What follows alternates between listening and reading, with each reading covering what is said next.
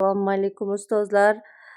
Demak, attestatsiyadan olgan sertifikatingizni yuklab olish bo'yicha ko'rsatma ko'rsatib o'taman. Pedagog.uz deb yozasiz va Pedagog.uzga chiqadi. Shu kirasiz. Kirganingizdan keyin sizni OneIDga yo'naltiriladi va OneID orqali siz o'sha login parolingizni kiritgan holda to'g'ri kirishingizga to'g'ri keladi. Meniki o'zi to'g'ridan to'g'ri kiradi, chunki hozir kirgan edim.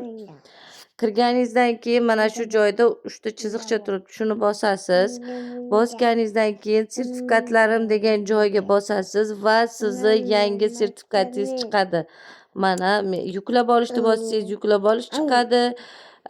Agar ochishni bossangiz ochish chiqadi. Mana PDF ustini bossangiz sizni sertifikatingiz to'g'ridan to'g'ri yuklanadi. Shuni esingizdan chiqazmang. Va uni bemalol demak o'zingizni nimangizdan ko'rasiz. Mana hozir yuklanyapti tepada.